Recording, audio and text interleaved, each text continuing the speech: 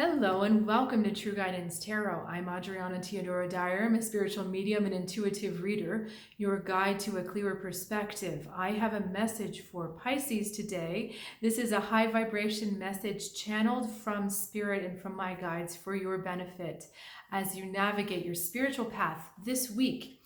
So Pisces, you are being asked to hold firm to your heart and what is true to you this week. We have the Nine of Wands for the card for the energy that the universe is sending you this week. This guy is not going anywhere. In the face of adversity, in the face of opposition, he holds his ground no matter what the cost. And that's what's being asked of you this week, is that you're really that firm, planted, grounded presence that hangs on to the truth and knowing of your heart and your highest self. We have the Empress, or the lady, for the way that you react to this energy. And there's a little bit, it kind of brings the energy softer and sideways, where there's a little bit more mothering going on. You may find yourself compelled to nurture others more this week, or to, no, it doesn't feel creative, to be still kind of wanting to be connected and involved to those and people around you. You can kind of see how these two energies are at odds. So this is where you're wanting to sit, and it's talking about everything touching, everything touching you. So your energy is still kind of extending into and embracing the others around you, rather than standing up alone. You see how this is definitely a hostile landscape. You know, we've got this battle-torn earth going on, fire in the background. He's been through a battle, but he's still holding strong to his convictions, whereas this one is softer and flowier, and there's more harmony. She's at one with her environment rather than opposing it. It's definitely more comfortable here, but the universe is asking you to be here.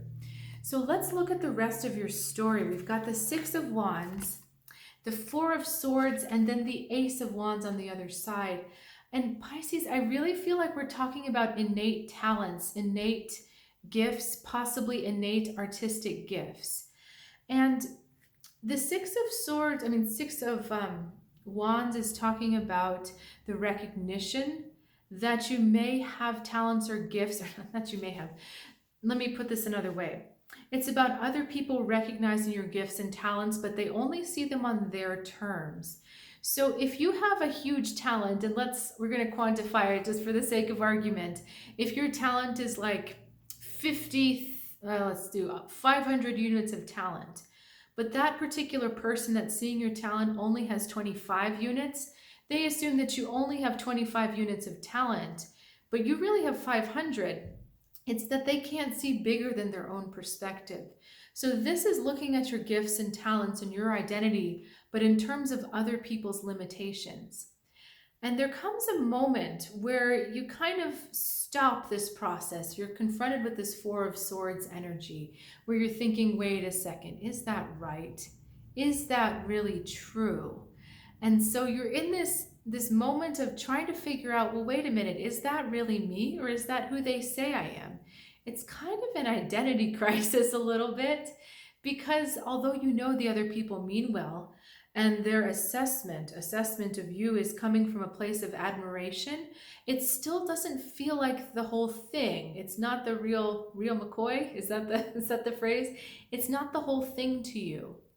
So you're stuck in that moment of trying to think and ponder and figure it out. Then we get this Ace of Wands, which is the explosion of your talent. It's almost like finally, in a blinding flash, it comes to you and says, oh yeah, this is my gift. And I'm saying gifts and talents. This is also talking about identity, because every single person's identity is a gift to the world when you're looking at an identity from the right place. And you have that, how do I put this? You have the ability to see yourself from an expanded perspective, from a bigger place, but sometimes you choose to define yourself in what other people say you are because it's safe. But look at this big explosion. It's one, but look how big the energy of the card is. It's funny because this is one wand, this is 6 wands, but this card feels bigger to me. So it's almost like you feel the true force of yourself, the true force of your reason for being here and your identity. And everything that happens to you this week is set up to put you on that investigative whatever. It's trying to allow you to define yourself on your own terms, based on who you really are, not based on the limitations of what other people think you are. You know, I've had it happen to me in the past where people project their own desires or their own things onto me. Like, I am a professional musician, I am a pianist, and people have told me before, oh, you should be a conductor. And it's because, you know, maybe they see that talent in me or that potential, but it was also because of their desire to be conductors, their desire to be in the front of things. Because conducting was never something that really appealed to me at all. When I thought about what it entailed, it did not appeal to me. So this is about really being true to you, holding true to yourself. And we've got 9, 1, and 6. All of these wands saying really hold firm to what your true passion is, because that is your gift and your talent. I want to draw 2 more cards for you, which are your advice cards. And we've got 2, Cherninos, who's kind of like the devil figure, and the high priestess. This is the difference between other people's opinions and your own true connection to source. Your own true connection to source tells you the expanded potential of who you are, and not the limitation of other people. I have a feeling that some of the people who are telling you a little bit of who you are maybe not in the highest place themselves, and maybe they are limiting themselves in some way where they can't see you and recognize you truly. And that's why it's really important that you do not allow that perspective to affect your own perspective of who you really are. I'm looking at his horns and I'm looking at her hands. And do you see how these hands perfectly fit this widening up to the heavens, this receiving of mysteries, whereas his horns are limited. They only have a certain range. He can't get all the way up there. So do you see the difference of what I'm talking about? When you're limiting your own definition based on what other people think of you, rather than who you know you are from your intuition and from your inner vibration, your internal soul, then you really sell yourself short.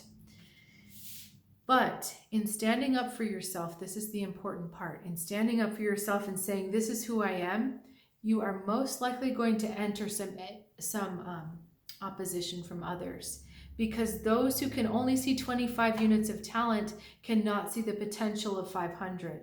Those who can only see the small picture have no idea of the bigger picture, and it threatens them and scares them. So when you stand up and start to be more of yourself, you will probably encounter more threatened people, more people who can't accept that, but it's not personal. They're like that because they can't accept the expansion and the magnificence in themselves. But for you, it means that you don't let it limit you. You hold on to what you know is right and true because it's right and true for you. So I think we're going to end it there. Yep, I'm not feeling anything else, so I think we're good. Feel free to leave a comment. You know, I always love to hear from you. And I am considering offering some special love readings for Valentine's Day next week. Let me know if this is interesting, sounds interesting. I'd love to know your opinion. I'm thinking of focusing on the ways that we can allow more and more love to come in.